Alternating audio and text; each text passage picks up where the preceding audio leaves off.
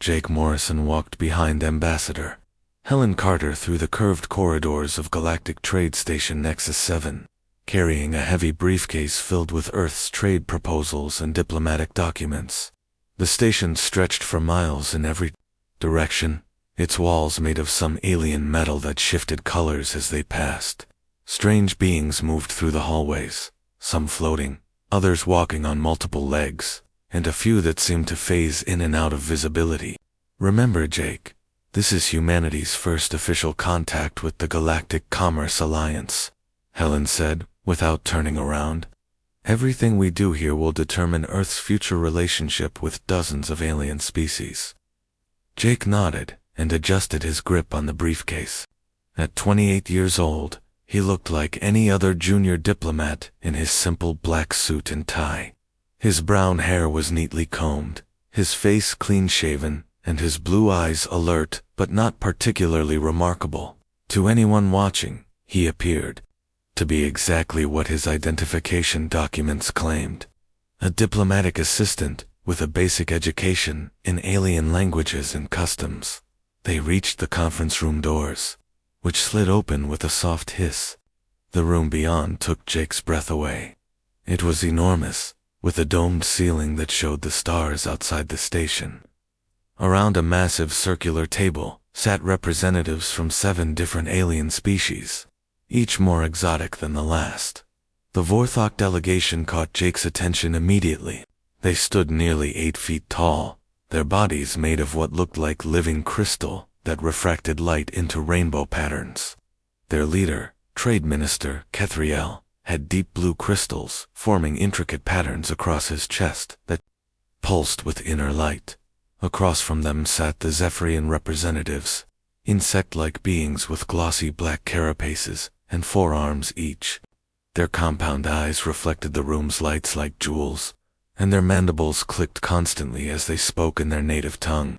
Commander Xylix, their chief negotiator, wore what appeared to be ceremonial armor decorated with symbols Jake didn't recognize.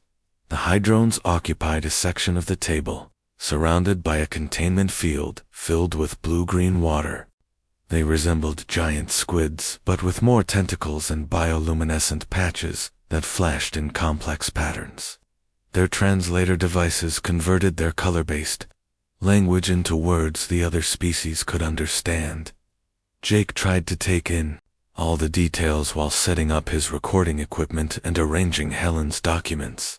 The other species included the reptilians, Orions, the energy-based luminols who appeared as shifting columns of colored light, the plant-like verdants with their root systems visible beneath transparent lower bodies, and the mechanical cognitants whose metal bodies hummed with electronic sounds. "Please, take your seats," Minister Kethriel said in accented English, his voice ringing like struck crystal. "We are most curious to meet these humans we have heard whispers about." Helen took her place at the table while Jake positioned himself slightly behind and to her right, as protocol demanded. He began setting up a small recording device when his elbow caught the edge of his coffee cup. The brown liquid spilled across the table's surface, soaking into some of the alien documents. "Oh no, I'm so sorry," Jake said, jumping up to grab napkins from his briefcase. His face flushed red with embarrassment as he tried to clean up the mess. The reaction around the table was immediate. Several of the Zephyrians began that clicking sound that Jake realized was laughter. The Vorthok crystals pulsed in what seemed like amusement, while the Hydrone's color patterns shifted rapidly. "Clumsy mammal," Minister Kethriel observed, his tone carrying obvious disdain. "How did such primitive species reach the stars in the first place?" Commander Xylix's mandibles clicked even faster. Perhaps they stole the technology from someone else. These humans seem quite unremarkable compared to proper spacefaring races. Jake continued cleaning, his movements steady, despite the burning shame in his chest. He had dealt with worse situations before, though the aliens didn't need to know that. "Sorry again, everyone. I'll be more careful." "See that you are?" one of the Saurian delegates hissed. "We are here to conduct serious business," not watch mammals spill their primitive beverages. Helen shot Jake a warning look, but he simply nodded and finished cleaning before sitting back down with his notepad ready. The meeting continued, with the alien delegates presenting their initial trade proposals for Earth's consideration. As Jake listened and took notes, he began to notice something troubling about the numbers being discussed. The aliens were offering Earth access to basic space technology and membership in the Alliance's outer trade networks. In exchange, they wanted mining rights to 70% of Earth's rare metals, exclusive access to human agricultural products, and something they called labor cooperation agreements. The mathematical formulations they presented looked complex and impressive, but Jake's trained eye caught the hidden calculations buried within the elaborate equations. If Earth signed these agreements, humanity would be giving up far more than they received. The labor cooperation clause was particularly concerning, written in language that seemed designed to be misunderstood. Your species shows promise, Minister Kethril continued, but you must understand that newer members of the Alliance require guidance from more experienced civilizations. These agreements ensure proper development and proper control. Jake thought to himself, but kept his expression neutral as he continued writing. Commander Xylix leaned forward, his compound eyes reflecting the light as he studied the human delegation. Tell me, little mammal, do you even understand the concepts we are discussing? These are advanced economic principles that took our species centuries to develop. Jake looked up from his notes. I'm just here to record the proceedings, sir. The ambassador will handle all the important decisions. Wise policy, the Zephyrian clicked. Leave thinking 2 species equipped for it. The other aliens made various sounds of agreement, from crystalline chimes to electronic buzzes. Jake felt their casual dismissal like physical blows, but he kept writing. Every insult, every condescending comment, every detail of their proposals went into his carefully organized notes.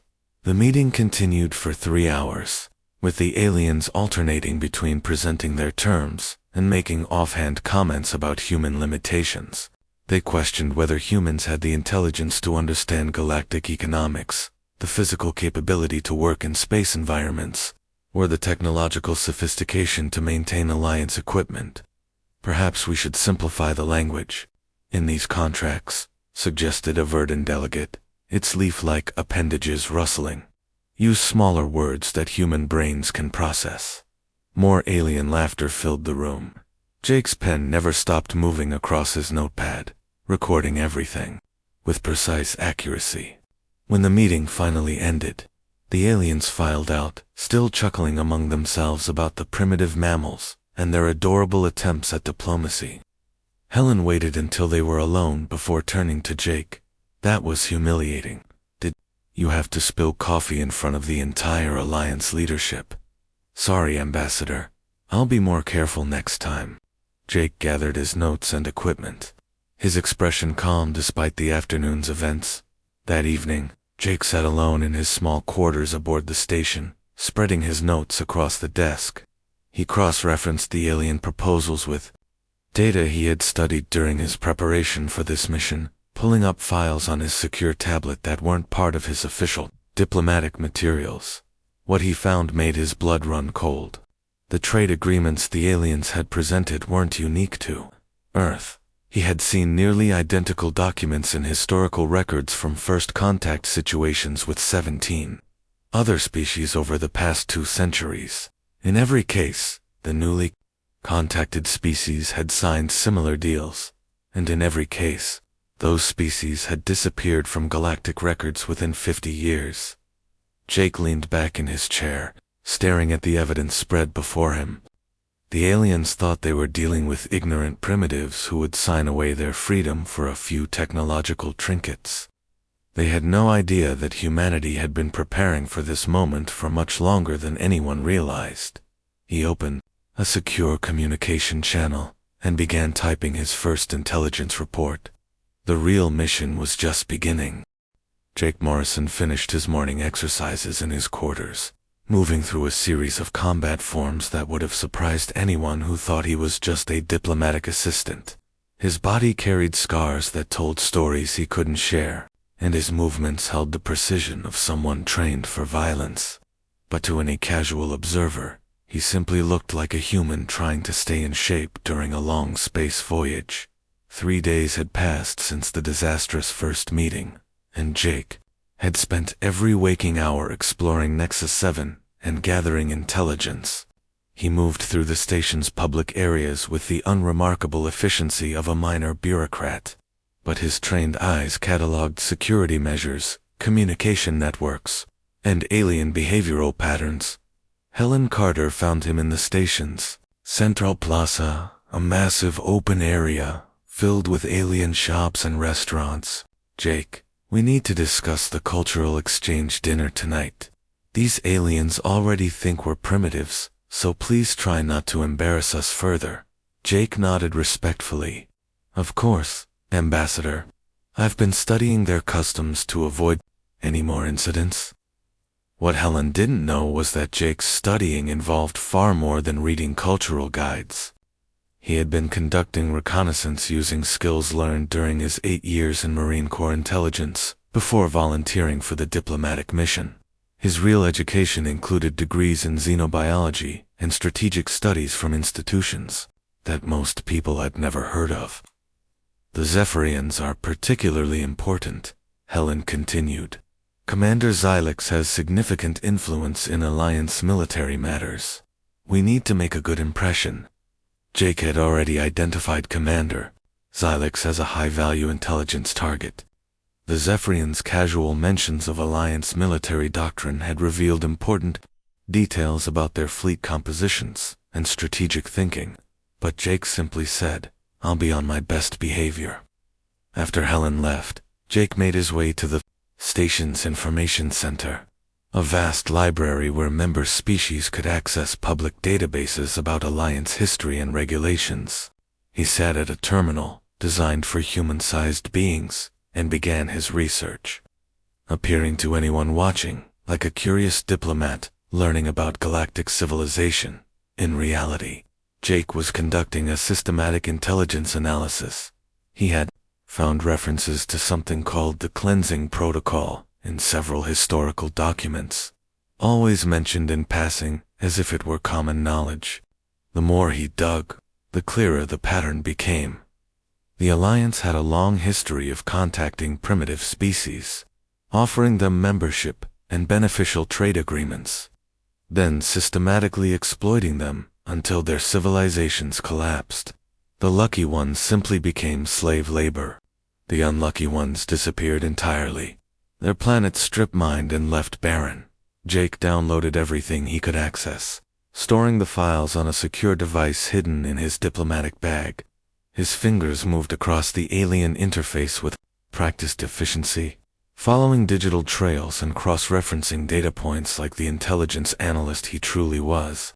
"Interesting reading material," came a voice behind him. Jake turned to see Dr. Lisa Bennett, the delegation's xenobiologist, approaching with her own datapad.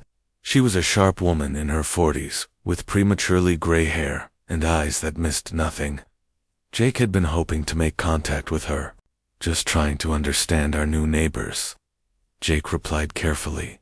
Lisa sat down at the terminal next to his, but kept her voice low. "I've been doing some reading too.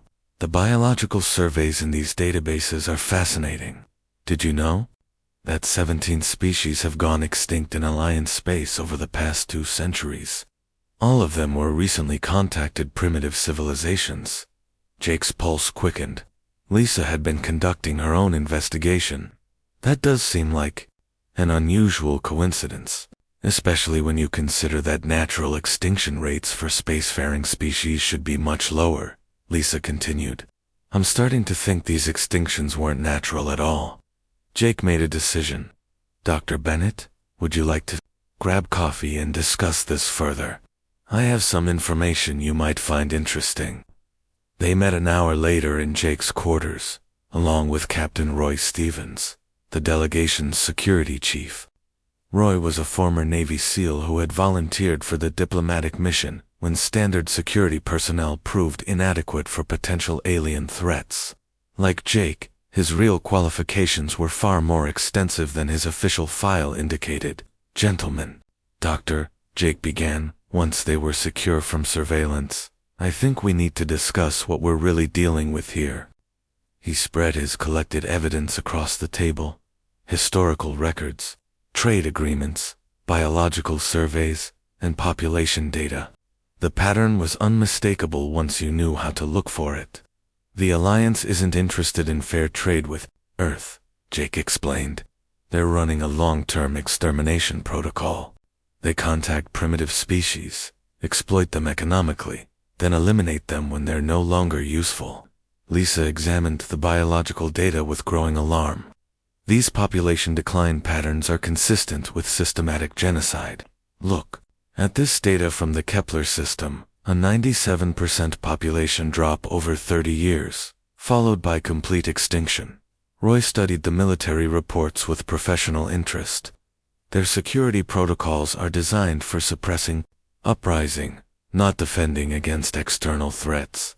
They're planning to invade Earth, probably within 5 years of signing these trade agreements." Jake nodded grimly. "And they think we're completely unaware of their intentions. Every insult, every condescending comment, every assumption about human primitiveness works in our favor." "So what do we do?" Lisa asked. "We continue playing our roles," Jake replied. "But we also start feeding them false information about Earth's capabilities, while gathering intelligence about their true military strength." That evening's cultural exchange dinner proved to be the perfect opportunity. The aliens had prepared elaborate displays of their civilization's achievements, from Vorthok crystal sculptures that sang in harmonious frequencies to Zephyrian tactical simulations that demonstrated their military prowess. When it came time for human participation, Jake had prepared a simple presentation about Earth's music and literature. The aliens listened with barely concealed boredom as he played classical compositions and recited poetry. "How quaint," Minister Kethril observed. "Your species focuses on emotional expression rather than practical achievement." Commander's was more direct. "These primitive art forms confirm our assessment of human intellectual capacity. Perhaps we should test this more directly." The Zephyrian produced a device that projected complex three-dimensional puzzles into the air above the table. "This is a standard intelligence evaluation used by Alliance military academies. Let us see how well human minds function under pressure." Jake looked at the holographic display with apparent confusion. In reality, he was analyzing the mathematical principles underlying the puzzle's construction. The problems were designed to test spatial reasoning, pattern recognition, and multidimensional thinking, areas where human intelligence actually excelled. "I'm not sure I understand the rules," Jake said hesitantly. "Simply manipulate the geometric forms to achieve stable configuration," Xylix explained, with obvious condescension. "Even primitive minds should grasp basic spatial relationships." Jake began working through the puzzles, deliberately appearing to struggle with the simpler problems while actually analyzing the more complex underlying systems. When he finally solved each challenge, he made it look like lucky guessing rather than systematic analysis. But his solutions were more than just correct, they were elegant, efficient, and demonstrated understanding of principles that the puzzle designers hadn't even considered. Several aliens exchanged surprised glances, but they quickly dismissed Jake's performance as accidental. "Remarkable," Silix clicked. "Random trial and error occasionally produces unexpected results." Jake smiled modestly. "I guess I got lucky." After the dinner, Jake intercepted a coded transmission between alien delegates, using equipment Roy had smuggled aboard in his security kit. The message was brief, but chilling. "Human assessment confirms projections. Initiate Protocol 7 timeline. Acceleration. Earth integration should begin within 18 months. Jake shared the intelligence with his team that night. They now knew exactly how much time humanity had before the Alliance moved from economic exploitation to military conquest. 18 months, Roy muttered. That's not much time to prepare a defense. It's enough, Jake replied, if Earth is already prepared. Lisa looked at him sharply. What do you mean by that? Jake was quiet for a long moment, choosing his words carefully. I mean that maybe humanity has been preparing for this conversation longer than anyone realizes. Outside his quarters viewport, the stars wheeled silently through space. Somewhere among them was Earth, and Jake knew that events were already in motion that would determine whether humanity joined the long list of species that had vanished into Alliance records, or whether the galaxy was about to learn that humans were far more dangerous than they appeared. He activated his secure transmitter and sent a brief coded message. Toward home, assessment complete, timeline confirmed, request authorization for Phase 2. The response came back 12 hours later. Just 3 words that changed everything. Authorization granted. Proceed. Jake Morrison sat in the observation deck of Nexus 7, watching merchant ships dock and depart while analyzing the patterns of Alliance military vessel movements. 2 weeks had passed since receiving authorization for Phase 2, and he had spent every day carefully building false intelligence profiles while gathering real tactical data about alien capabilities. There you are, Helen Carter said, joining him at the viewport. Minister Kethrel wants to conduct what he calls a final examination of human diplomatic capabilities before finalizing the trade agreements. Jake kept his expression neutral, despite the alarm bells ringing in his mind. What kind of examination? Strategic scenario planning, crisis management exercises, that sort of thing. He says it's standard procedure for evaluating new member species. Helen paused, studying Jake's reaction. You've been acting strangely lately. More confident, more observant. Are you sure you're just a diplomatic assistant? Jake met her gaze calmly.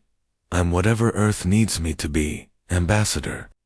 Before Helen could respond, her communicator chimed with an incoming message from the Alliance delegation. The examination would begin in 2 hours, and all human personnel were required to attend. Jake used the time to coordinate with Roy and Lisa. They met in a maintenance corridor that Roy had confirmed was free from surveillance devices. This isn't an examination, Jake explained quietly. It's a detailed intelligence probe designed to identify Earth's military command structure, response protocols, and defensive capabilities. Roy nodded grimly. They want to know exactly how to break us when the time comes. So we give them what they want to see, Jake continued, but not what's actually there. Lisa looked confused. What do you mean?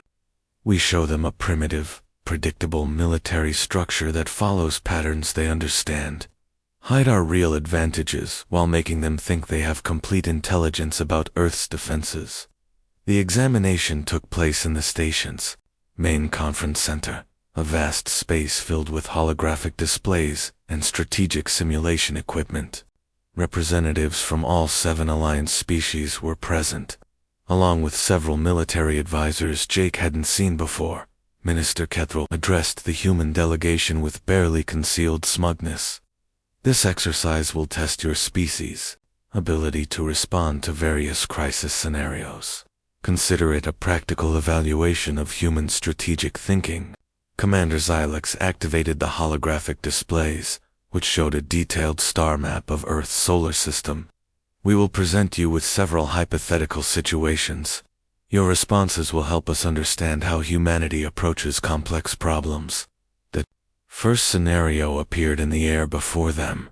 Alien ships approaching Earth, requesting permission to establish mining operations on the moon. Jake immediately recognized it as a probe to understand Earth's sovereignty claims and military response. Protocols. Helen began to respond, but Jake interrupted gently. Ambassador, perhaps I could handle this one. I've studied similar situations in our diplomatic training.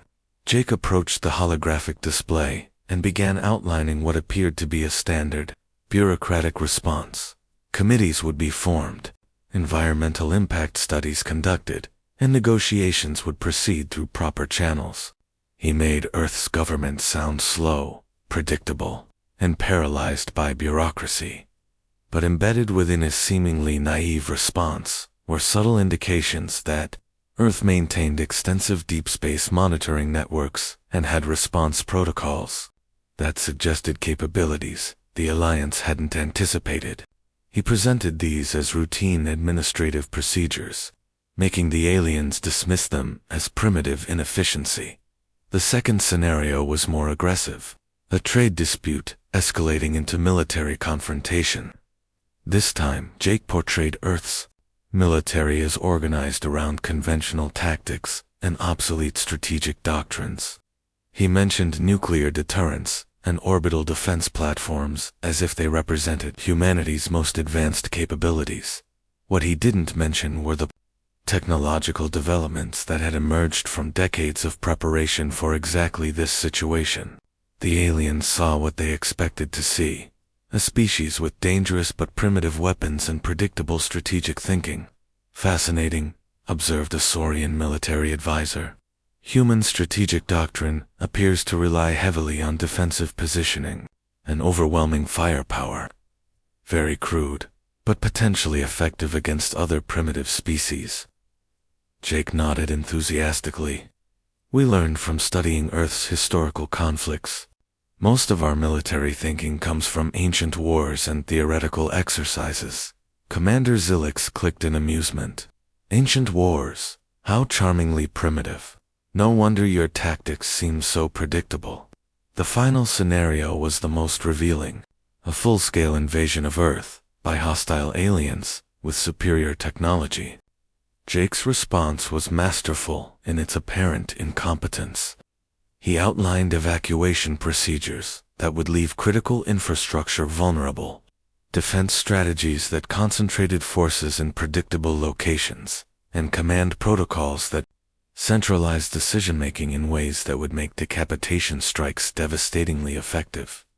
Throughout his presentation, Jake appeared nervous and uncertain, constantly referencing human military manuals and defensive doctrines that sounded impressive but revealed critical weaknesses. The aliens exchanged satisfied glances, believing they now possessed detailed intelligence about humanity's military capabilities and limitations. Your species shows surprising organizational ability, Minister Cathril concluded, but your strategic thinking remains quite primitive. No doubt experience with Alliance military advisors will help humanity develop more sophisticated approaches. As the examination concluded, Jake felt the weight of every condescending comment and dismissive gesture.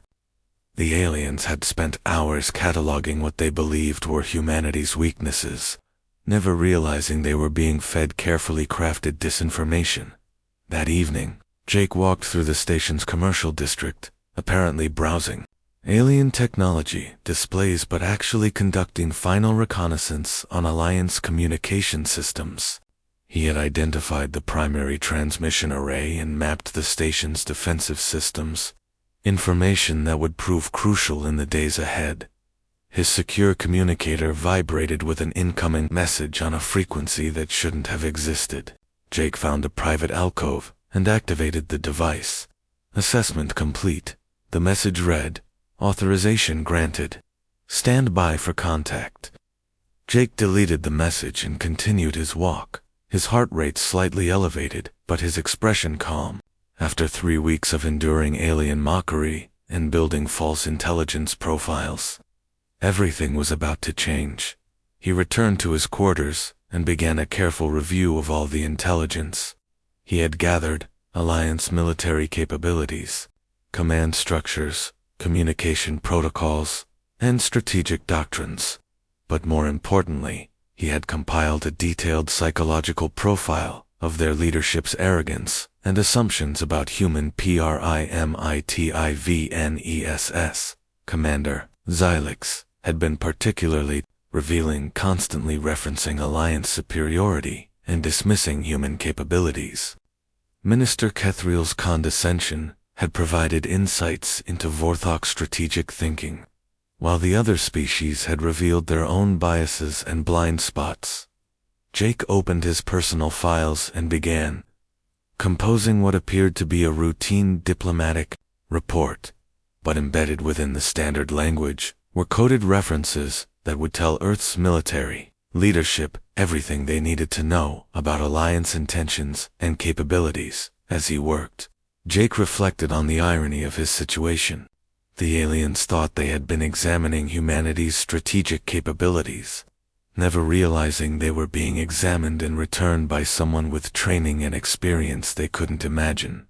His communicator chimed with another message. This one from Helen. Minister Kethriel wants to meet tomorrow to finalize the trade agreements. He says the examination results were very encouraging. Jake smiled grimly as he typed his response. I'll be ready. Outside his viewport, the stars continued their ancient dance, and somewhere among them was a ship that would arrive soon to change everything. The Alliance thought they had measured humanity and found them wanting. They were about to discover just how wrong they were. Jake finished his report and activated the secure transmission system. The message would take 12 hours to reach Earth, but the response would come much sooner than that. Phase 3 was about to begin, and with it, the Alliance would learn what it truly meant to underestimate the human species. He settled back in his chair and closed his eyes, preparing himself for what was coming.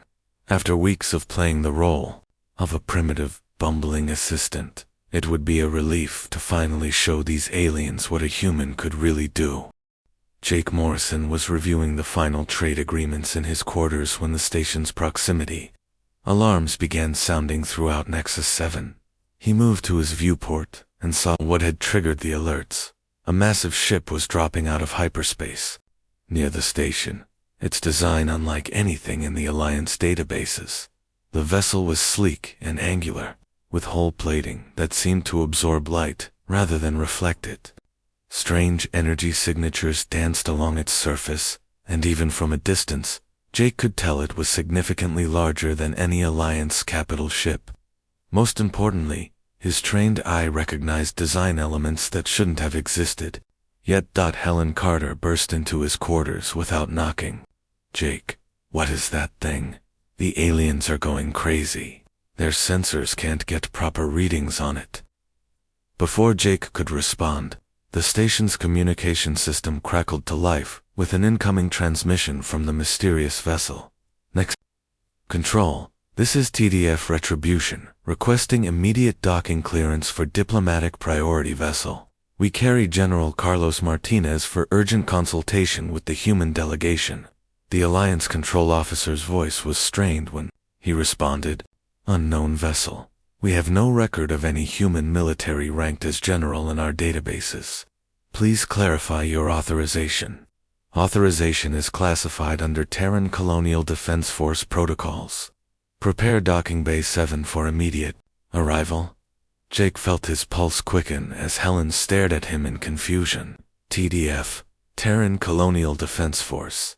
Jake, what's going on? Earth doesn't have a colonial defense force. Apparently we do, Jake replied, though his calm tone didn't match the anticipation building in his chest.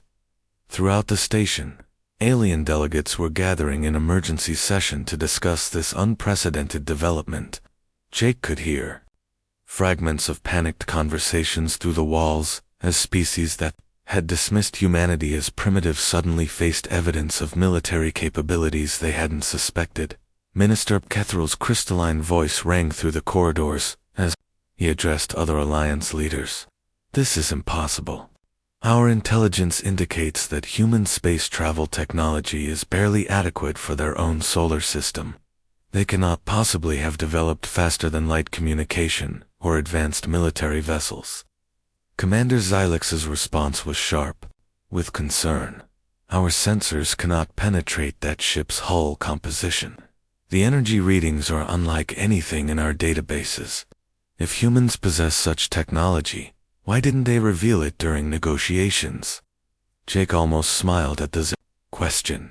They were about to find out exactly why humanity had kept its true capabilities hidden. An hour later, Docking Bay 7 filled with Alliance security, personnel and diplomatic observers, as the mysterious ship secured its connection to the station. Jake stood with the human delegation, his posture unchanged but his eyes alert for every detail of what was about to unfold. The airlock cycled open with a soft hiss, and 6 figures in dark military uniforms emerged. Their equipment was clearly advanced, with tactical gear that incorporated technologies the Alliance had never seen, but it was the man leading them who commanded immediate attention. General Carlos Martinez was a stern-faced officer in his 50s with graying hair and the bearing of someone accustomed to absolute authority. His uniform was crisp and military, adorned with insignia that meant nothing to the aliens but everything to Jake. The general's eyes swept the assembled crowd with professional assessment before focusing on the human delegation. He walked directly toward Jake with purposeful strides, ignoring the confused aliens and diplomatic protocol entirely. When he reached Jake, he stopped and delivered a sharp military salute. "Colonel Morrison," General Martinez said in a clear, carrying voice that ensured every being in the docking bay could hear him. "Your mission report has been received and analyzed by command. Outstanding work, sir." The reaction was immediate and electric. Every alien in the bay fell silent as Jake returned the salute with practiced precision. "Thank you, General. The intelligence package is ready for immediate transmission." Helen Carter's face went pale as she stared at Jake in shock. Around them, alien delegates began talking frantically among themselves in dozens of languages, their voices rising in panic and confusion. "Colonel," Minister Kethrell said, his crystalline voice cracking slightly, "but you are diplomatic assistant, Jake Morrison. Our records clearly indicate." General Martinez turned to face the Vorthok with cold professionalism. "Our records indicate that you are Trade Minister Kethrell, personally responsible for the extinction of 4 separate species under previous Alliance expansion protocols. Colonel Morrison's primary mission was to gather evidence of your war crimes." The words hit the assembly like a physical blow. Commander Zilix's mandibles clicked rapidly as he backed away from the general. "This is impossible. Humans do not possess the intelligence-gathering capabilities necessary for such operations." Colonel Morrison graduated top of his class from the Terran Strategic Intelligence Academy, General Martinez replied calmly. "He holds advanced degrees in xenobiology, strategic warfare, and psychological operations. His specialty is deep cover infiltration of hostile civilizations." Jake stepped forward. His entire demeanor changed from the bumbling assistant the aliens had mocked for weeks. His movements were now precise and confident, his eyes sharp with intelligence that had been hidden behind a carefully constructed facade. "Every conversation, every insult, every strategic revelation has been recorded and analyzed," Jake said, his voice carrying new authority. "The Alliance's extermination protocols, your military capabilities, your plans for Earth's subjugation. We have complete intelligence on all of it." General Martinez activated a holographic display device that projected detailed star charts and military assessments into the air above the docking bay. "The Terran Colonial Defense Force has been monitoring Alliance activities for 30 years through long-range reconnaissance and contact with species that escaped your previous genocides." The assembled aliens stared at the holographic displays showing Alliance fleet movements, military installations, and classified operational plans that should have been impossible for humans to obtain. The Kepler survivors provided initial intelligence about Alliance extermination protocols, General Martinez continued. "The Tau Ceti refugees gave us detailed information about your military doctrine. The scattered remnants of a dozen supposedly extinct civilizations have been working with Earth to prepare for this moment." Minister Kethrell's crystal form was pulsing erratically with what Jake recognized as extreme agitation. "You claim that species we eliminated still exist. We claim that your genocide attempts were less successful than you believed, Jake replied. Humanity has been providing sanctuary and support to Alliance survivors for decades while preparing for inevitable first contact. Commander Xylix was backing toward the docking bay exit, but found his path blocked by more humans in military uniforms who had quietly positioned themselves at all entrances. This is an act of war against the Alliance. General Martinez smiled coldly. Minister Kethril, Commander Xylix, and 47 other Alliance officials are now under arrest for crimes against sapient species, as defined by the Galactic Accord of 2157. The same accord that your Alliance claimed to uphold, while systematically violating every principle it established. Around the docking bay, Alliance security forces found themselves facing human soldiers whose equipment and training clearly exceeded their own. The tactical situation had shifted completely in a matter of minutes. The trade negotiations were a facade, Jake explained to the stunned aliens. Every proposal you made, every condescending comment, every assumption about human primitiveness was being evaluated by someone trained to identify exactly the kind of predatory behavior you represent. General Martinez gestured to his aide, who activated additional holographic displays showing the true scope of human military capabilities. Earth's actual fleet consists of 47 capital ships, each incorporating technology developed through cooperation with Alliance survivor species. Our defensive capabilities exceed anything in your current military doctrine. The aliens who had spent weeks mocking Jake Morrison now found themselves facing Colonel Jake Morrison, a decorated intelligence officer whose mission had been flawlessly executed while they dismissed him as a primitive fool. Impossible, whispered a Saurian delegate. Your species lacks the strategic sophistication for such complex operations. Jake's smile was sharp as he replied, You're about to learn just how wrong that assumption was. General Martinez gestured to his communications officer, who activated a ship-wide broadcast system that reached every corner of Nexus 7. His voice carried absolute authority as he addressed not just the aliens in the docking bay, but every Alliance member throughout the massive station. Attention all Alliance personnel. This is General Carlos Martinez, of the Terran Colonial Defense Force. By authority of the Interstellar Justice Coalition, Nexus 7 is now under joint occupation pending investigation of systematic genocide and war crimes committed by Alliance leadership over the past 2 centuries. The reaction throughout the station was immediate. Jake could hear alarm klaxons sounding and see through the viewports as more human ships dropped out of hyperspace around Nexus 7. They moved with coordinated precision that spoke of extensive planning and superior tactical doctrine. Minister Kethril's crystalline form was pulsing rapidly, with colors Jake had learned indicated extreme distress. This is impossible. Our intelligence networks would have detected such extensive human military development. Your intelligence networks detected exactly what we wanted them to detect, Jake replied, stepping forward with newfound confidence. Every piece of information about Earth that reached Alliance databases was carefully constructed to support the illusion of human primitiveness. General Martinez activated another holographic display that showed a complex star map extending far beyond Alliance territory. The Terran Colonial Defense Force has been operating in deep space for 37 years, establishing contact with refugee populations from species the Alliance claimed to have eliminated. What you thought was humanity's first contact was, actually, the culmination of decades of preparation. Commander Xylix's compound eyes reflected the holographic displays as he processed the implications. The survivor species, you claim they still exist.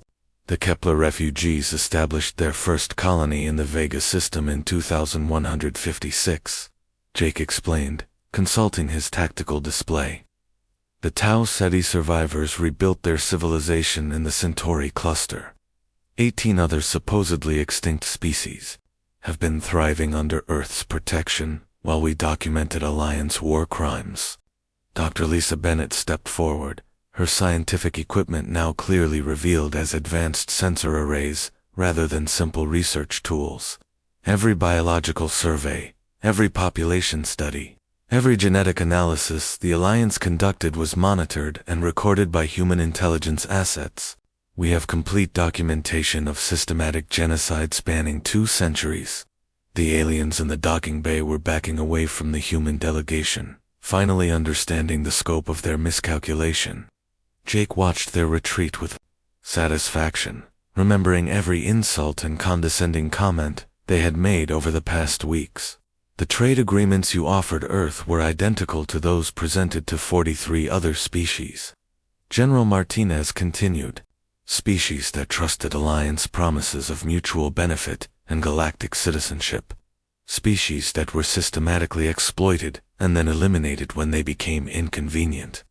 Captain Roy Stevens emerged from behind a support pillar where he had been quietly positioning surveillance equipment throughout the confrontation. His movements carried the precision of elite military training that had been hidden beneath his diplomatic security role. Colonel Morrison's intelligence gathering identified 7 active extermination protocols currently in progress, Roy reported. Alliance forces are preparing to eliminate the Rigel colonies, the Procyon settlements, and 5 other civilizations that have outlived their economic usefulness. Minister Kethrow's voice cracked as he tried to maintain diplomatic protocol. These accusations are baseless. The Alliance operates under strict ethical guidelines established by the Galactic Commerce Accords. Jake smiled coldly. The same accords that specifically prohibit genocide, forced labor, and territorial annexation through economic coercion. Every single article has been systematically violated by Alliance leadership. General Martinez gestured to his aide, who began projecting detailed evidence into the holographic displays. Recorded conversations between Alliance officials discussing extermination timelines, classified military orders for population suppression operations, and economic reports that treated sapient species as expendable resources. 47 Alliance officials are named in formal war crimes charges filed with the Interstellar Justice Tribunal, the General announced. Minister Kethroll, Commander Xylix, and Trade Director Vexai topped the list for direct involvement in genocide operations. The Saurian delegate who had mocked human intelligence earlier was now visibly trembling. You cannot prosecute Alliance leadership. We have sovereign immunity under galactic law. Sovereignty ends where genocide begins, Jake replied. The Interstellar Justice Coalition includes 23 star nations, most of which you believed were extinct. Their combined legal authority supersedes Alliance claims of immunity. Commander Xylix made a desperate attempt to salvage the situation. Even if these accusations were true, the Alliance maintains the largest military force in this galaxy sector. Your small fleet cannot challenge our combined power. General Martinez's smile was predatory. Our small fleet is currently being joined by vessels from 18 survivor civilizations. Combined, we represent military capabilities that your intelligence analysts never imagined existed. Through the viewports, Jake could see additional ships arriving, sleek vessels of Kepler design, the biomechanical constructs favored by SETI engineers, and dozens of other configurations, representing civilizations the Alliance thought they had destroyed. The galaxy believed these species were extinct, General Martinez observed. They survived because humanity provided sanctuary, resources, and protection while they rebuilt their strength. Today marks the end of Alliance impunity. Jake stepped closer to the alien delegates who had spent weeks dismissing him as a primitive fool. Every assumption you made about human capabilities was wrong. Every strategic assessment was based on deliberately false information. Every plan for Earth's exploitation was known and countered before you made it. Minister Kethrell's crystal form was now pulsing erratically. What do you want from us? Justice, General Martinez replied simply. Full disclosure of all Alliance genocide operations, reparations for survivor species, and immediate cessation of all extermination protocols. The alternative is military action by a coalition that includes forces you cannot match. Dr. Lisa Bennett activated her real equipment, revealing sensor arrays that had been monitoring Alliance communications throughout their stay on Nexus 7. We have recorded evidence of Alliance officials discussing the acceleration of Earth's extermination timeline following our arrival. The decision to eliminate humanity was made before trade negotiations even began. Jake thought of all the species that had faced this same moment. Hopeful civilizations that had believed Alliance promises of partnership and mutual benefit, only to discover too late that they were dealing with predators who viewed other sapient life as resources to be exploited and discarded. The pattern ends here, he said firmly. No more species will disappear into Alliance records. No more civilizations will be consumed by your expansion protocols. Commander Xylix was backing toward an emergency exit, but found his path blocked by human soldiers, whose equipment clearly exceeded Alliance military technology. This is an act of war. This is an act of justice, General Martinez corrected. The Interstellar Justice Coalition hereby formally charges the Galactic Commerce Alliance with systematic genocide, crimes against sapient species, and violations of every principle of civilized interstellar conduct. Jake watched the aliens who had mocked him struggle to comprehend their new reality. The species they had dismissed as primitive mammals had outmaneuvered them completely, gathering evidence of their crimes while pretending to be ignorant victims. Colonel Morrison's mission was to determine whether the Alliance could be reformed or whether military intervention was necessary, General Martinez explained. Your own words and actions during these negotiations provided the final evidence needed to authorize Phase 4. What is Phase 4? Minister Kethrel asked weakly. Jake's smile was sharp with satisfaction. The liberation of every species currently under Alliance control, through the station's communication system. They could hear reports of simultaneous operations throughout Alliance space, survivor fleets emerging from hidden bases, liberation forces moving to protect endangered civilizations, and human vessels appearing in systems where the Alliance had never suspected they might be challenged. The galaxy thought humans were prey, General Martinez observed, watching Alliance officials realize the scope of their miscalculation. Today they learn that we are actually apex predators. Jake looked out at the stars through the viewport, knowing that among them were dozens of worlds where species would wake up free from Alliance oppression for the first time in centuries. The long game was finally complete. Welcome to the new galactic order, he said to the stunned aliens. One where genocide has consequences and justice has teeth. The age of Alliance impunity was over, ended by the species they had most thoroughly underestimated. Jake Morrison, the bumbling diplomatic assistant who spilled coffee and struggled with simple puzzles, had helped deliver the evidence that would reshape the galaxy, and it had all begun with aliens mocking a human until a general called him sir.